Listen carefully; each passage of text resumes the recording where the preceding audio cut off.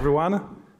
My name is Lukas, and I want to inspire you to take a closer look on the following changes in technology, both from investors, entrepreneurs, and also human perspective. And I believe in the following years, we'll be seeing more and more changes in terms of which those changes will be comparable to internet discovery or wireless communication. And I want to inspire you and share you with my research. This photo was generated by Mid-Journey just in 60 seconds. This photo as well. The prompt I used on this tool was futuristic image indicating bright future with new technologies.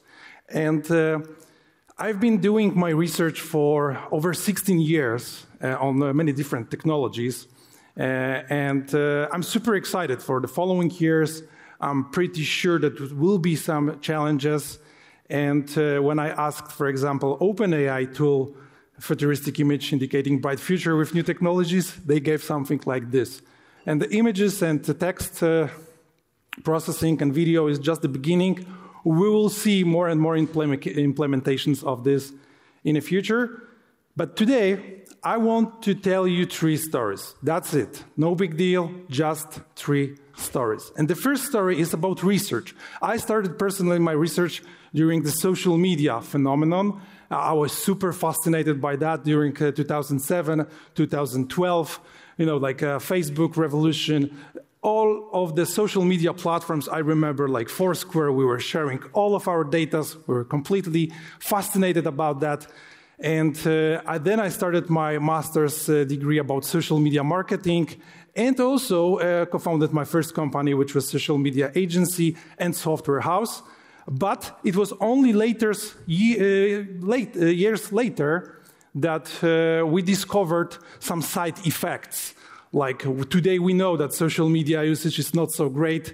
It has a negative impact for our psyche. It's very addictive, especially some digital drugs like TikTok.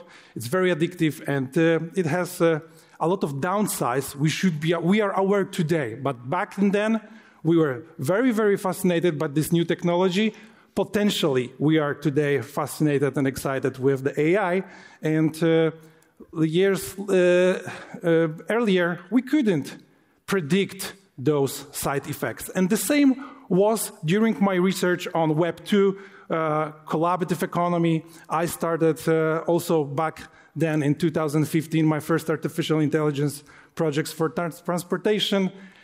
Fortunately or unfortunately, it's hard to say, it failed miserably because the timing for this company wasn't so great. It was 8 years ago, AI, and we as customers, we weren't ready for that. But I've learned a lot on funding and also how to create new businesses. I also started my PhD on collaborative economy, this Web2 ecosystem, or like Uber, BlaBlaCar, Airbnb, those technologies. And later on, I also built from the early days to the largest equity crowdfunding platforms in the CEE region. And those side effects are also in place here. That was part of my discovery, like in traditional offline industries, it usually takes 40 to 50 years to monopolize industries. And in digital world, it could only take few years, even 10 years, and you have a very big player in the digital world. So we have also problems with fake accounts, censorship. And the main problem, I believe, in Web2 is that users do not own their data. I don't know if you are reading all the terms of services you're accepting and privacy policies for all the digital service you are using, but I recommend you to read some of them, walk through all those pages. They're basically more or less the same, and they say that you give up on all your privacy and your data content. And in the longer game, especially with AI tools, that might be very problematic for you, both from investors, personal, and also entrepreneurial perspective. So when I was continuing my research, then I started to walk into Web3 industry, and I also co-founded one of the first chamber of commerce of blockchain and new technologies in the world. And I started together with my partners, Pointer Capital, which is an investment group. We are investing together our own money into the best deals we see on Web3. But when I was super fascinated when I was at the university about social media, later on I discovered that maybe there are some upsides and also downsides. With Web2, it was way easier for me because when you do PhD, you need to look on both sides of the coin and to be as unbiased as possible. And I believe right now we are entering such a moment in our technology and investment history that we should be aware of possible side effects in the future. It's hard to predict that because, as I said, with social media, it was years later when we discovered those side effects. But I believe we'll have new types of digital dangers. It's still unknown how artificial intelligence will work. It's still unknown how CBDCs, central bank digital currencies, will work. But this is a very close future, I believe. Next 10 years, we'll see a lot of changes. And I want to inspire you to make your own research, because this is really crucial, to make your own research, unbiased research, and this is the perfect momentum to have a better understanding of those technologies and also have a good timing. And I believe this is a good timing for Web3 in terms of research of impact of artificial intelligence on Web3 and how it cooperates with blockchain technology.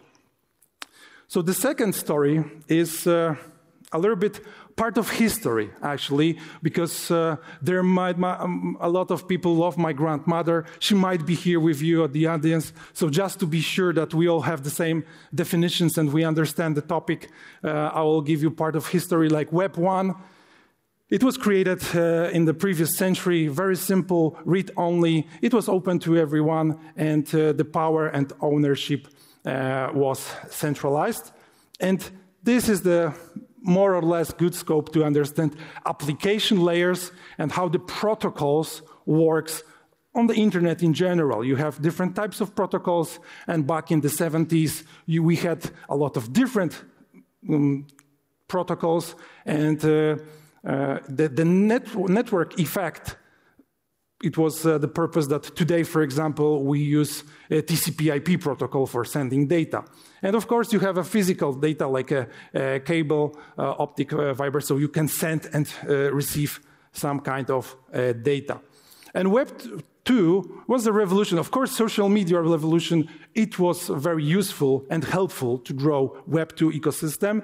Then we, as users, we were able to read and also create, but it also is very centralized, as I said, very monopolistic, like only a handful of companies and individuals right now own most of the data out there, and this data is ours. I mean, this is very useful and very powerful to have those data, but when you are not owner of your data, I believe this is a problem, and it will be a huge problem in the future. And Web2 ecosystem, I've been researching my PhD, and I've met my fellow researcher, Jeremiah Owyang from Bay Area. He created the first collaborative economy honeycombs back to 2013, 14, and 16. Later on, I created also my own honeycombs, and together, we identified over 10,000 of companies using new business models in Web 2. Here you can see how really complex it is. You can also see that there is emerging like a cryptocurrency and crowdfunding and money lending in the money industry. But in every industry, you have this revolution. And right now, I believe that we are crossing this line, or we already crossed that line November last year, because artificial intelligence is publicly available. We have a lot of main media press coverage. Everybody are talking about GPT, ChatGPT, OpenAI, Midjourney. A lot of momentum is here right now. And that's why I want you to be inspired today to have a closer look and understand this phenomenon.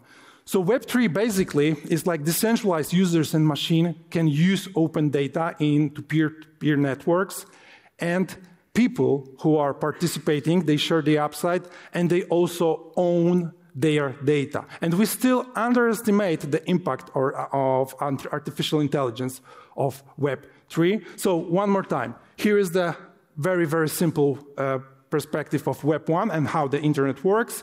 And here you can see how the fundamental layers and protocols of Web 3 works. And the fundamental difference is that back in the previous century, you couldn't be co-owner of the protocol. And right now, you can have a piece of each of those layers, and you can also vote how this protocol will change in the future. So this is how those protocol works today. And in terms of definitions, closing this field, I believe those are very important parts of Web3 and decentralized autonomous organizations, decentralized finance, non-fungible tokens, also decentralized metaverses. There is an interesting trend like decentralized social media. It's called DESO. I remember back in 2007, there was a trend, SOLO-MO. And it was like social, mobile, local. So social media platform on mobile devices using your localization. Like, for example, Foursquare, I've mentioned previously. And artificial intelligence, I believe, is a part of Web3 because it will impact every part of our business and personal life. At zero knowledge, roll-ups, and play to earn and move to earn are also interesting parts of Web3. And when we go to artificial intelligence, I recommend you to get a better understanding what the large language models are, how they might be useful for you in a business life and also in personal. And the GPT, it stands for Generative Pre-trained Transformer. And the word pre-trained is very crucial because someone has pre-trained those tools for you. So it is important in the future who will pre-train your transformers and the tools you will be using, and who will own the data you put in, but you also take out of those technologies. And general artificial intelligence, or general intelligence, is something we will see in the future. We still don't know what will be the consequences and how to prepare yourself, your businesses, your investments, and your personal life, privacy and security for that matter. And to give you a perspective how fast it is growing and how big this trend is, Instagram, which was very, very popular back in then and was growing very fast, it took 75 days for Instagram to reach 1 million users. ChatGPT, it was only 5 days. So if you imagine you are opening your company on Monday, and by Friday you have 1 million users. That sounds insane, right? But that's what happened in November.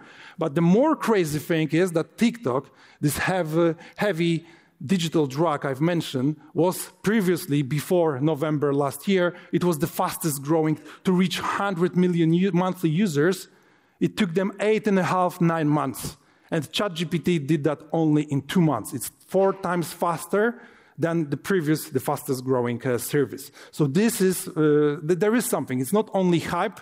I believe the bubble in AI is still ahead of us. And there are also like other tools like DALL-E 2 and Stable Diffusion, deep learning models like text-to-image models released also last year.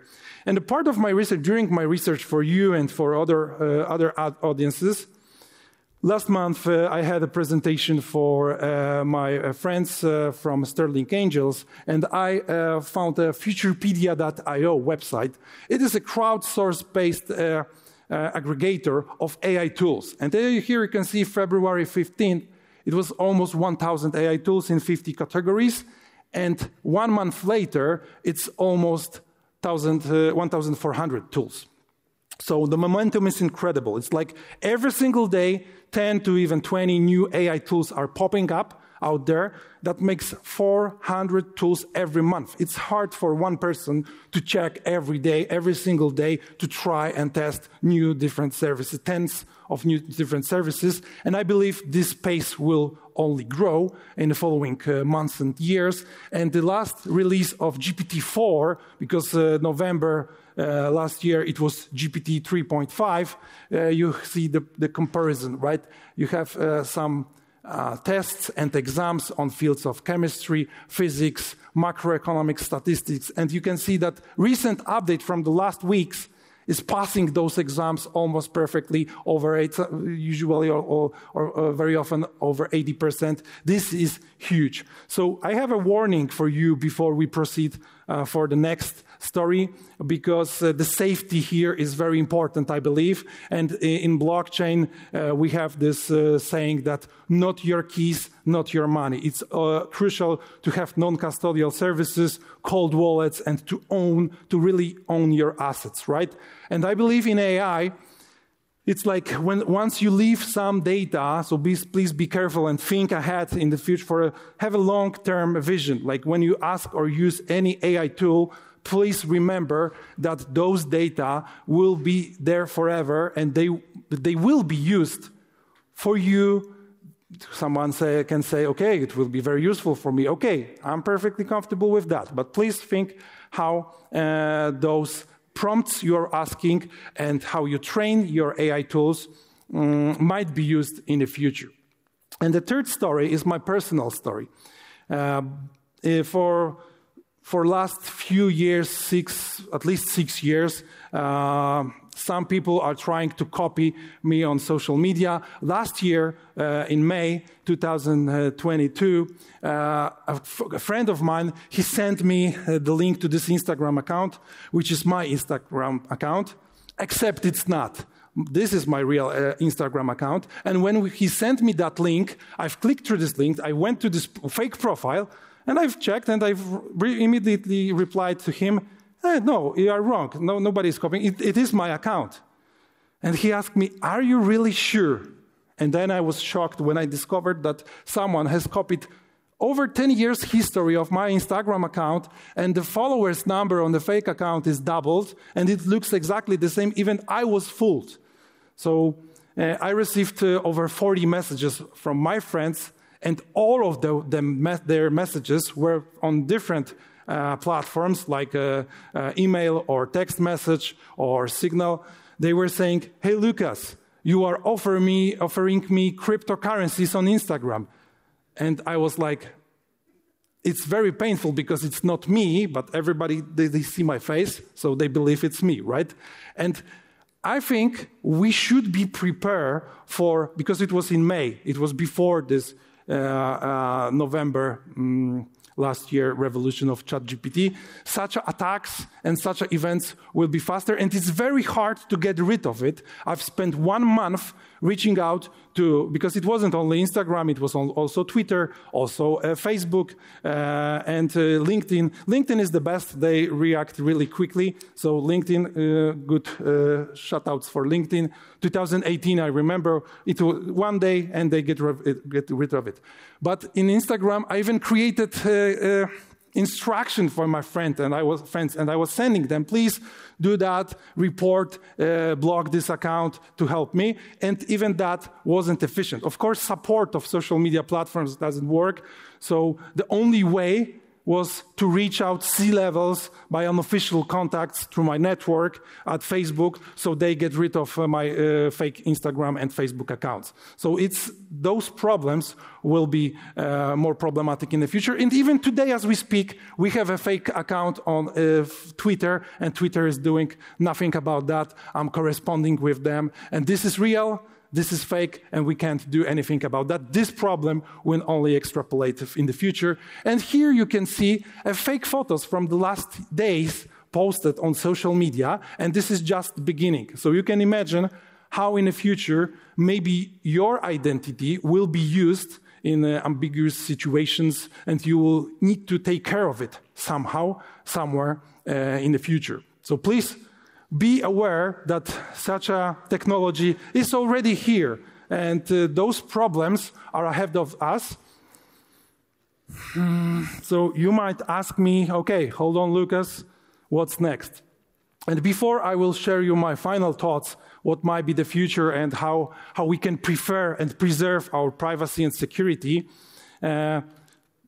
one or more two things, like please remember that it was always like this, that regulators were behind the technology and entrepreneurs. There is always, and this gap, this regulatory gap is getting wider and wider. So thinking and wishing that someday regulator will come and will take care of myself, it's not the best idea out there because they will be always back. There is a regulatory race between countries, and some countries are better at that, some are worse. But still, it is your responsibility to prepare your, especially your businesses, your accounts, your assets, and your personal life to be prepared for that. And usually it works like there is a technology, new technology innovation. Later on, there is academic and regulatory research. There are new regulations. Businesses adjust to those regulations, and the circles goes on and on. And there is a gap. There is a delay, few years delay. So this is very important to understand what might be the future. And I believe that in the following years, like 2023, 2024, 25, we will see a global huge rollout of new regulations, both about blockchain and both about artificial intelligence, because regulators have to do something about that. And those regulations are very needed. We need them very, very much, because once they will be released and once businesses adjust to those regulations, we'll see a huge growth and fusion of those two technologies, and those breakthroughs, potentially we will have some future breakthroughs, like I said, CBDCs and also artificial general intelligence. So you may ask how to leverage those technologies, and I will get back to the first tool. Please remember, do your own research. It's hard to outsource that. You need to learn, test, choose, use, fail, repeat, lose something, waste some time to verify. You need to be, as a human being, you need to have this skill of research, because this is the good momentum in the human history to make a good research. Maybe you can even build something, some tools. It's very easy. You don't need to have programming skills or whatever. It's just your time to get acknowledged those technologies, and maybe you can also invest. So when you go to security and privacy, because this is a huge concern right now when I talk and exchange thoughts with my network, I think that maybe we will use multiple digital identities in the future. So we will stay pseudonymous online somehow, and we will have more control over the data we share with others. And maybe Japanese culture, like they are very known about their culture and their approach to privacy, they are not using the real names online, they use nicknames, and they use some profile pictures of kitty cats, not their real pictures. Maybe we should learn from them, and maybe we should think how to prepare for the future. And maybe we will also use some kind of identity management platforms, like today we use password managers, right? Or on web2. You know, I hope most of you, like you are great investors and also aware consumers, and you want to protect your assets, your access to your bank account, brokerage account, your wallets, everything. You are aware of security, how to protect your accounts, your password, two-factor authentication. Those are the basics. But right now, maybe also in the future, I'm still waiting for that, and I believe in the following months we'll see that AI tools will be able to access through your Web3 wallets. So rather than leaving them your email, phone, and password to have a normal access, so it was like you create a username and a password, right? And somebody can steal it, hack it, whatever. Later on, we had sign-in with Google, with Apple, with Facebook, with Twitter, whatever. And right now, I believe this is the best approach to preserve your privacy. And once you connect your wallet, then you can create dozens of let's say, identities. And I could imagine in the future that you will have, let's say, one digital identity for your medical data, right? So you have one account with your medical data, and whenever you go to a hospital or to your doctor or whatever and wherever, you can, first of all, have a full control of your medical data. You can also choose which type of your medical and health data are you sharing, with whom, and for how long. And you would also have a possibility to withdraw this access, because your medical data, first of all, is very useful for yourself, is very useful for others, but might be also used against you for many, many different reasons. I won't tell you the possibilities. You are great investors, so your imagination is very broad. So my key takeaways from this presentation is, first of all, please remember, do your own research, especially on Web3, and try to be as unbiased as possible, because this is a super important skill.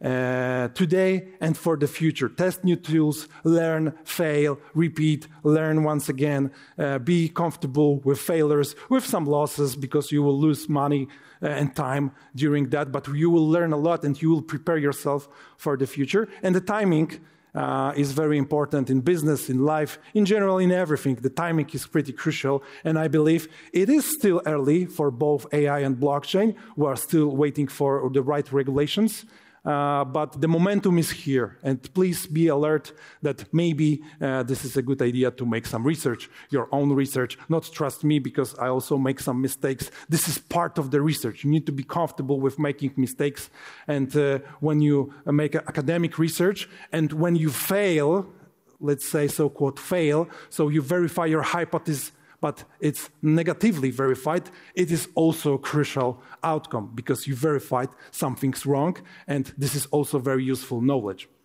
And please be careful about your data. Think about how your data will be used in the future. Not today, not tomorrow, but in 10 years from now, 20 years from now, how both bad actors would like to steal something from you or cheat you or any type of digital danger is possible in the future. So how you will protect yourself, how you will guard your privacy and your security of all of your systems. And the privacy is not a crime. I'm really shocked and surprised. Sometimes I'm talking to people and they're sending something to me on Facebook messengers, and I'm telling them, hey guys, this is not the best tool to send any type of data. It doesn't matter. Just stop using Facebook Messenger. It's considered like a publicly sent message. And they are saying to me, okay, Lukas, but I got nothing to hide. And I'm okay with that. I don't have nothing to hide. But the privacy is a fundamental human right, recognized by United Nations, Declarations of Human Rights. And somehow, somewhere in the past, and during the last 20 years, I think we forgot about that. And maybe thanks to Web3, and maybe thanks to those new technologies, and maybe thanks to those potential threats in the future, we will want to get back on our privacy and our data to have more control on our data. So maybe this future of profile pictures, NFTs, they will represent in a future one identity might be used for your medical data, another identity might be used for your financial data, another for your communication with your close network, with your close circle. If you're a public person, maybe you will have a different identity for your publicly set questions. So this is part of my research. I hope it was inspiring for you. Thank you for your attention. And please remember, do your own research. Thank you very much.